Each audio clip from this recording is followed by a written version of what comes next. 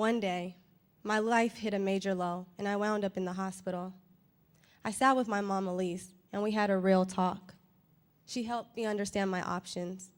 I could stay on the streets, I could go to prison, I could wind up dead, or I could change. I could untangle myself from the mess I was in. I decided to change. It wasn't a magical overnight change. I didn't just wake up and change my ways, but it had me thinking. One of the first things we talked about was getting a job, a real job. I needed to start doing something productive with my life. I tried Pizza Hut, McDonald's, and JCPenney's. I lasted less than a month at each place. I felt so awkward. At each job, adults kept telling me how I was doing everything wrong. I got frustrated, and I quit. Then I learned about the Mockingbird Society. A friend connected me, and I went in and spoke to Cara, who told me about a youth network job. They were looking for someone who had experience in foster care. I thought, that's me. Why not interview? And so I did. I told them about my experience in care. It didn't feel like a job interview, but more like a conversation.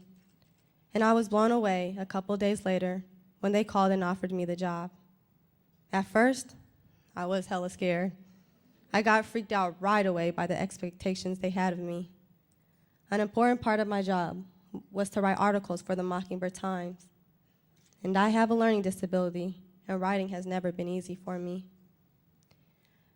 I didn't think I would last at Mockingbird. Part of me didn't care, but another part of me knew I needed to give it a shot. Over the first few months, 3 things happened that really changed the way I thought about myself and Mockingbird. First, I realized that Mockingbird was different than my other jobs. They were truly committed to giving me an opportunity to be professional, even though I was still involved in some bad stuff. I learned this one day after having another run-in with my ex-boyfriend. My boss, Cara, called me into her office, and she saw some marks on my face and was concerned. I thought, oh man, this is it. They're going to fire me. But they didn't. Cara and the team supported me. They stood by me. They started teaching me about being self-advocate. They inspired me to take control of my life. The second thing that happened was that I started working with other youth who had experienced foster care. This was different. I now work with peers like me. Each of us had our own stories, but we all share the experience of waiting for someone who never comes. The third thing that happened was that I wrote my first article for the Mockingbird Times. It was simply titled Domestic Violence. Within those paragraphs, I asked readers not to judge me. I shared some of the things that had happened in my life and told my story in a safe and powerful way. I knew thousands of people would read that article, and I wanted to help others who might need it. This article impacted one youth more than any other, me. 4 months after I started at Mockingbird, I did something that I had been struggling to do for a long time. I took control and ended that painful relationship. Not only did I end it, but I got a protection order, so he knew that I am done, and I am done.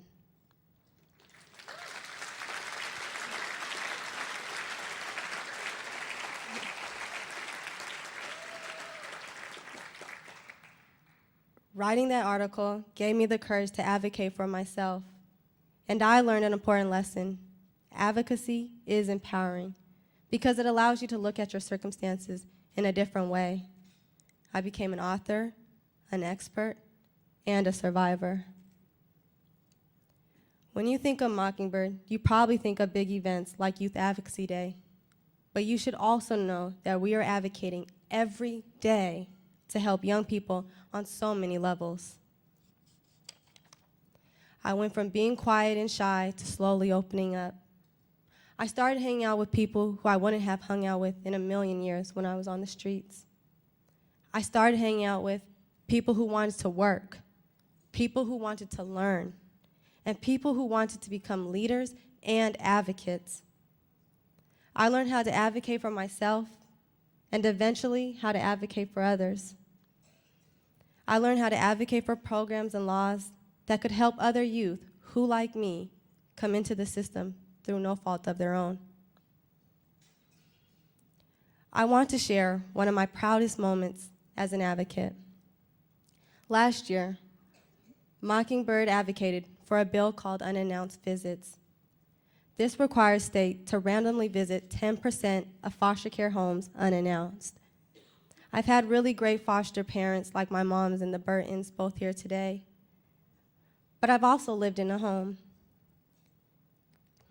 that left me with painful memories. I understood why this law was important. I knew what it was like to live in different foster homes. I have insight that most lawmakers don't. So I agreed to testify and share my personal story. I remember sitting before this legislative committee. I was so nervous I could hardly stop shaking. I had my statement written down. I had practiced it dozens of times. But when you get up in that chair and you see that red light that stares at you, oh, no. It was so intimidating. I was so afraid I was going to get cut off for going too long. I was afraid I would stutter, yet I wanted them to hear me. I wanted them to know why they needed to support the bill. There I was, the girl who always sat back and waited for others to speak. I was now giving a live testimony in front of a packed room. I felt so proud I did it, and I didn't screw up. So many people told me I did a great job, and that meant the world to me. Without Mockingbird, I would have never felt that success. And I'm proud to say that that law passed.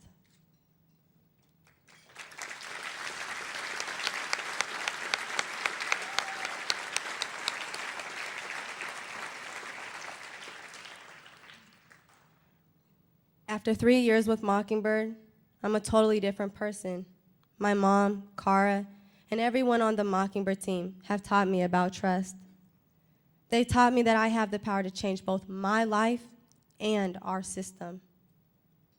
Why is advocacy important? Because that's exactly what youth and alumni need to do in order to thrive. When someone doesn't show up in my life, I advocate to find the support I need. When people act abusive, I advocate for my own safety. When I have ideas to fix our system, I advocate to change things for our kids. I advocate each and every day.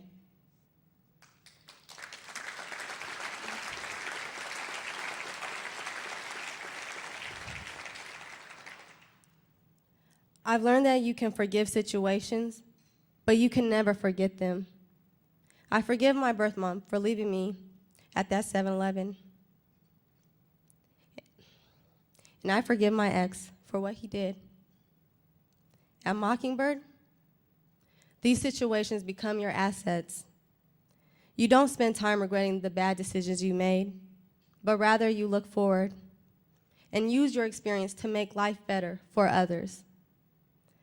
I've learned to love myself, and I've found others that care deeply for me.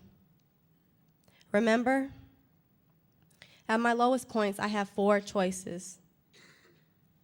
1, stay on the streets. 2, go to prison. 3, end up dead. Or I could change. And I chose change.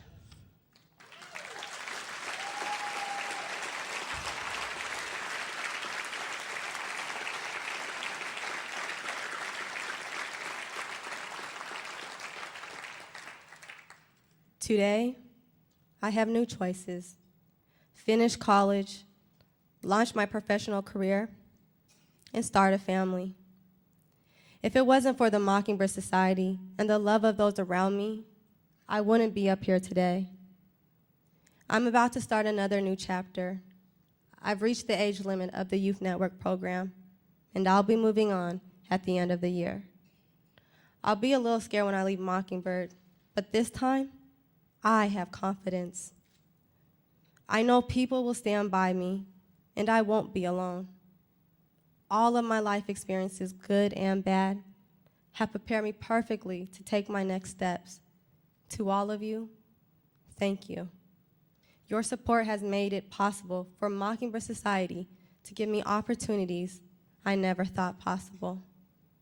And for that, I thank the Mockingbird Society and you. Thank you.